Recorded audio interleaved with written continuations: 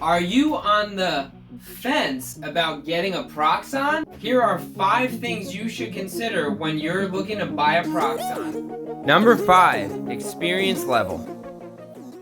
Are you someone that's a beginner, or have you made tens of dioramas with an X-Acto blade or a utility knife? Those are things that I think you should think about when you're determining if you want to get one of these. I do think there's value in making everything by hand for a bit before you invest in something like this, just so you can kind of get that experience, get those fundamental skills. And I think that if you have those, when you transition into a tool like the Proxxon, you'll be that much better for it. Number 4, diorama creation frequency. How often are you making dioramas? If you're somebody that is constantly churning out XPS foam work, then something like this is going to increase your efficiency, increase the accuracy of your cuts, and it might really be worth it. But if you're someone that very infrequently does dioramas because of limitations like time or space, you might want to think about if this is worth the investment for you. Number 3, obsession versus passion. You really want to be honest with yourself. Is your recent foam modeling an obsession of the moment, or is it something that is going to be sort of a lifelong pursuit for you? And if it is, then it's a no-brainer to get a Proxxon, because that's an investment in your hobby. It's an excellent machine. It does a lot of really cool things, and it improves your consistency. But if it's not something that you feel like you're going to stick with for a while, I wouldn't waste the money on it. Number 2, what will you use it for?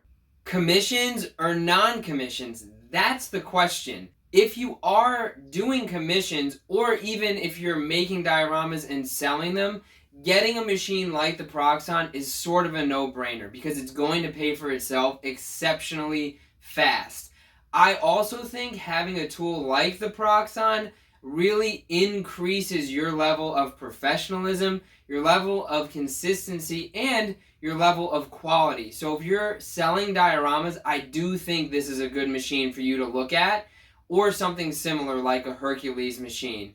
Now, if you're not using this to create commissions, you're not selling dioramas, then you have to look in the mirror a little bit more. Do you want to invest the money on something that is not going to make you money? And that's really a question that only you can answer. Number 1, does the cost make sense? Over the last few years, I've looked at Proxxon prices, and I've seen them for sale at retail for between $120 and $200.